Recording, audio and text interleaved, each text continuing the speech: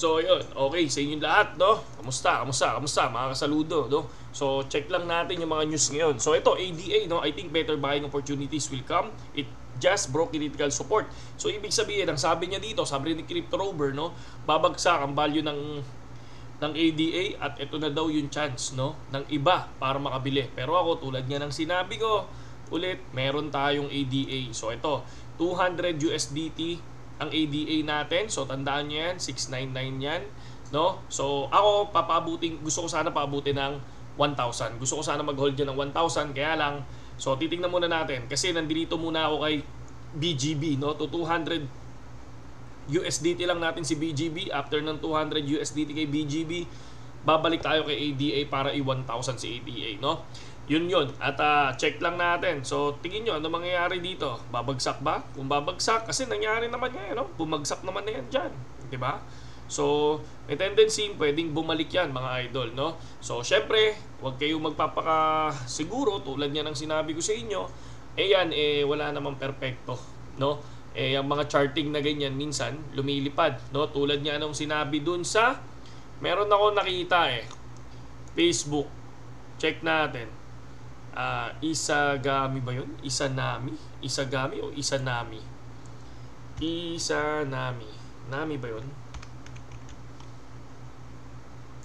Hindi ko na makita pero share ko sa inyo minsan kasi anong nangyari doon, natalo siya sa Sol, nag-short siya, tapos nag-uptrend. So nasunog siya. Sabi niya 3 days na siyang nasunog. So yun din yung sinabi niya dun sa trader na yun. Tapos sabayan nangyari, sabi ng trader, ganun talaga ang buhay. Minsan talaga nasusunog tayo, minsan hindi. Pero tulad nga ng sinabi ko sa inyo, kapag mayaman ka, madaling sabihin yun. Pero kapag yung pera mong yun, last money, nako, masakit yun, mga lodi, no? Ako tulad nga ng sinabi ko, no? Copy trading ako, tapos ang ginagawa ko pag nanalo ng copy trading, nilalagay ko lang dyan, no? So tapos ang ginagawa ko naman, basa-basa lang, pero ang pinaka-main natin is mag-ipon ng coin. Katulad niyan, di ba? Napakadami nating XRP. Alam niyo naman yon, di ba? Hindi naman napakadami, pero kahit pa paano, meron. Tingnan nyo pakita ko sa inyo yung XRP. Yan. XRP, kung mapapansin natin, ayan, 3 months ago, ayun, di ba? Ayan yung mga XRP natin, mga lods, no? So 3 months ago pa lang yan, no? Pero meron pa tayong iba. So check natin yung iba. Kung makikita natin dito, ano ba to?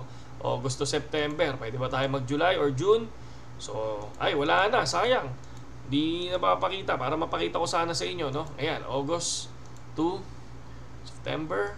Yan yung record lang. Sayang kasi meron pa tayo niyan hanggang July. July tayo bumili noon, no? So, solid na solid ang XRP. Tingnan nyo, 34 pesos. Bumili tayo, 26 pesos. Dati, 19 pesos. Pero, nung nag-26, nabenta natin to 27. Tapos, bigla nag-30. Sayang, di ba? Sayang yung puhunan natin nun. Tapos, nung nag-30, wala. Sabi ko, sayang. Sana hindi ko binenta. And then, nung nag-26, bili ka agad ako. Nung bumili ako, sabi ko, wala na. Ano na rin naman yan? Tawag dito, parang bawi lang din. So ngayon naging 34, di ba? Di solid na solid yung profit, di ba? Sa ngayon, di ba? So ano pa ba yung pwede nating i-news? Ito, just in, no? Ripple moves millions of XRP to beat stamp. So ibig sabihin, kaya nag-pump siguro. Or move lang naman Pero tingin ko may din dahilan bakit nag-pump. So ito, how would you explain Dodge to your family? So Dogecoin, meron din tayo yan, di ba? Pakita ko lang sa inyo. 5 token ang hahawakan ko dito sa sa Bitkit. So ito, Doge token, ayan. Bumaksak pa ngayon, ayan. Bumagsak ang value ng bumagsak ang value ng ADA, Negative $4 ako dito. Pero okay lang, kasi kaya naman talaga di ba? Nung umangat niya, positive 24 USDT tayo di ba? So Okay naman. So sabi dito, Dogecoin. Worthless unless Elon changes the amount and stop unlimited supply. So unlimited supply siya. No one ask. Ayaw nila ng Dogecoin. Ayaw nila ng Dogecoin. Ito, grabe oh. Pero lagi nyo tatandaan ha, ang mga bagong token dapat, no, wag agad papasukin, no. Karamihan sa kanila ay scam. So, great meme coin. Pero king of meme, anyway, talagang mataas ang value ni Doge kaysa sa iba. Anyways, buy Pepe. So, yung iba, bumibili ng Pepe. So, ako, yung natin kasi XRP, AXS meron tayo pero barya lang. SLP sa Scholar, Dogecoin, tapos ADA, tapos BGB, and then RON. RON token. Yun yung isi-check din natin. So yan, kung mapapansin nyo, talo 10,000 yan. Halos 10,000 mahigit yan. So ito nasa 1.7. So mamaya, maglalagay tayo dyan, I think mga 20 USDT. Then BGB muna tayo hanggang sa bull run yan, hanggang 200 USDT. So 10,000 pesos ang pupuhunan natin dyan. So sana sa 5 coin or 10 coin na meron tayo, lumipad, di ba? And then okay na ako sa XRP, lumalaki naman ang XRP. SLP check natin. So consistent ang SLP.